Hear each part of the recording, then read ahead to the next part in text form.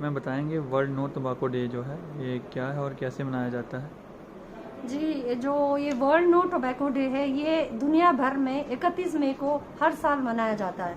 तो इस डे का जैसे बाकी डे ऑब्जर्व करते हैं, इस डे का भी सिग्निफिकेंस ये है कि बहुत सारी जगहों पर जैसे तंबाकू से कोई फ़ायदा तो है नहीं, सबको पता है नुकसान है। तो इस डे में हम लोगों को अवेयर कराते हैं, लोगों को हम थ्रू आईसी मटेरियल जिसको हम बोलते हैं, पोस्टर्स के थ्रू, रोल प्ले के थ्रू, या media, mass media, radio TV के थ्रू, किसी भी माध्यम से हम लोगों को ये मैसेज देते हैं इसके दिन कि आपको क्या क्या हानिकारक हो सकता है सिगरेट और अदर जो सिगरेट्स के साथ टोबैको प्रोडक्ट्स है, तो उससे क्या नुकसान हो सकता है, इसके बारे में इस दिन लोगों को जागरूकता लाते हैं लोगों में। डॉक्टर साहब ये बताएं कि ये तम्बाकू जो है ये कब से प्रचलित हुआ है। देखिए, तंबाकू हमारी संस्कृति में पहले नहीं था। भारतवर्ष में पहले तो ये था ही नहीं। 17वीं शताब्दी में जब पुर्तगाली भारत आए तो वो अपने साथ तंबाकू की खेती लाए और तंबाकू इतना प्रचलित हुआ कि आज 100 जो देश हैं जो तंबाकू की खेती करते हैं उसमें तीसरे नंबर पे भारतवर्ष आ रहा है। तो जो चीज़ हमारी संस्कृति में नहीं थी उसको हमें शन करना चाहिए, छोड़ना चाहिए। और वर्ल्ड नो टोबैको डे इसी चीज़ की प्रेरणा देता है हमें कि हम तंबाकू छोड़ें और सेहतमंद जो जीवन शैली है उसको अपनाएं।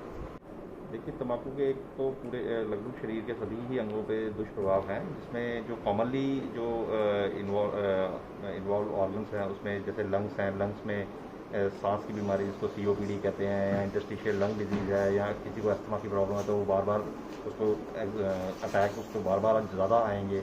उसके अलावा उसको और ये जो अपनी ओरल कैविटी है, मुंह के कैंसर होने का जो है खतरा रहता है। उसके अलावा पेशेंट को नसों की बीमारी होने के बड़े हाई चांसेस रहते हैं, जिसको पेरिफेरल वस्कुलर डिजीज़ कहते हैं। Heart disease, ischaemic heart disease जिसको कहते हैं, बहुत हाई रिस्क पे पेशेंट रहता है। या ब्रेन की जो डिजीज़ हैं जिसको हम इस्कीमिक सेरिब्रोवस्कुलर डिजीज़ कहते हैं, उस पर पेशेंट को बहुत हाई रिस्क रहता है। इसके अलावा शुगर है किसी पेशेंट को तो वो शुगर अनकंट्रोल होने के चांसेस रहते हैं।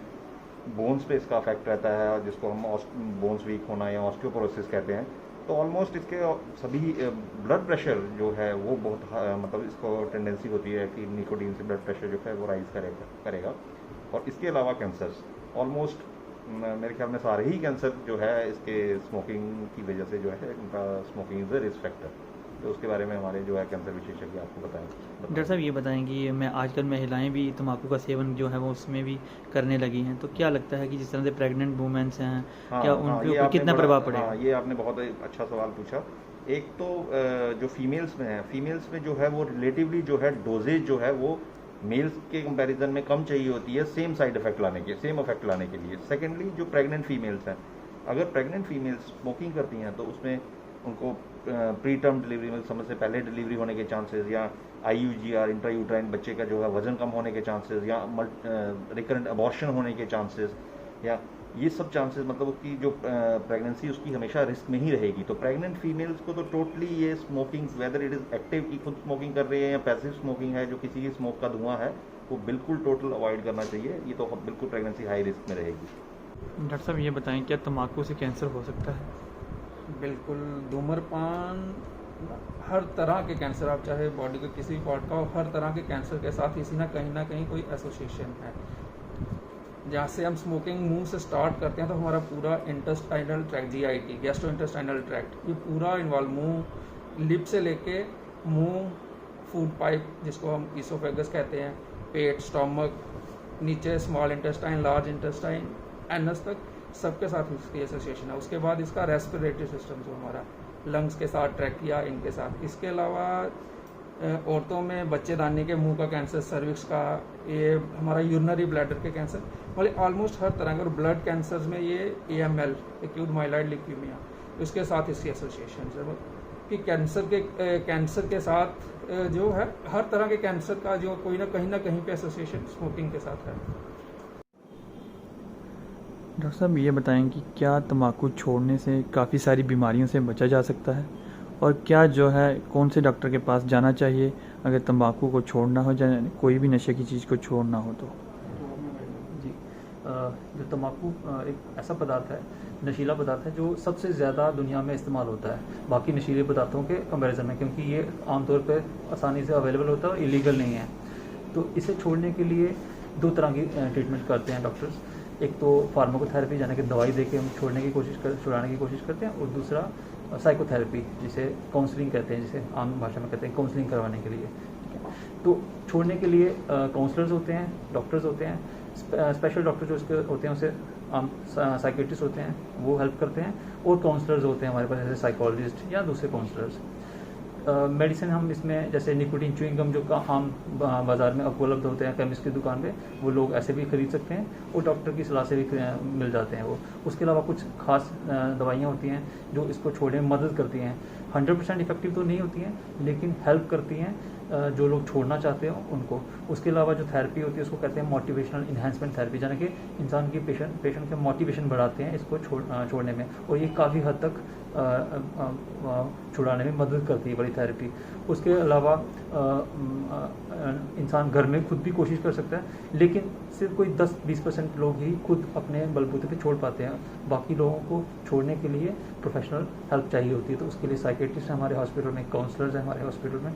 तो जो लोग छोड़ना चाहते हैं वो हमारे हॉस्पिटल में आ सकते हैं कभी भी।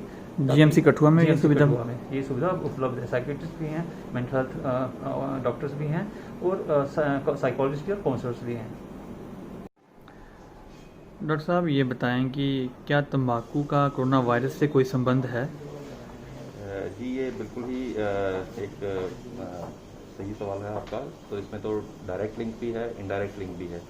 जैसे कि जो लोग तंबाकू का सेवन करते हैं, तो पहला तो उनके चांसेस है कि अगर वो लंबी देर से तंबाकू का सेवन कर रहे हैं तो उनको किसी ना किसी वो क्रोनिक डिजीज से ग्रस्त हैं। तो आपने अभी टीवी में भी देखा होगा कि ज़्यादातर कोरोना की वजह से डेथ उन लोगों में हुई जो ऑलरेडी किसी ना किसी डिजीज से जो थे, वो डिजीज़ थी, उनको उस डिजीज़ से जूझ रहे थे।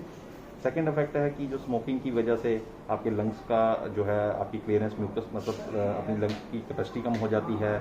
वो जो उसकी दूसरी सेकंड बॉडी की जो है इम्यूनिटी कम रहती है, तो किसी वायरस के साथ लड़ने के लिए जो बॉडी की क्षमता है वो नेचुरली कम हो जाएगी। तो वो भी एक सीधा डायरेक्ट जो है लिंक है। तीसरा जो है इसमें, जैसे आप स्मोकिंग जब भी करते हो या कोई बाहर से आप सिगरेट ले रहे हो, खरीद रहे हो, उसके बाद वो सिगरेट को पकड़ के आप अपने फिंगर्स के साथ अपने जो है लिप्स टच कर रहे हो, तो नेचुरली जो हमने अभी जो एहतियात हम बरत रहे हैं कि हाथों को धोना है, फालतू में हाथों को मुंह पे या आंखों के पास या नाक में नहीं लगाना है, तो वो भी कहीं ना कहीं जो पर्पस है वो यहाँ पे वो हमारा हो नहीं पाता है। तो इसमें दोनों डायरेक्ट इनडायरेक्ट लिंक्स हैं। तो डेफिनेटली ये तो सिगरेट पीना तो कोई अच्छी चीज़ है नहीं, तो ये नेचुरली ये कोरोना जो है उन पेशेंट्स को खतरा ज़्यादा रहेगा जो लोग स्मोकिंग करते हैं। तो यही एडवाइस है कि स्मोकिंग जितना हो सके कोशिश कीजिए, अपनी मेंटल स्ट्रेंथ बढ़ाइए, डॉक्टर्स की हेल्प लीजिए, एंड ट्राई टू क्विट।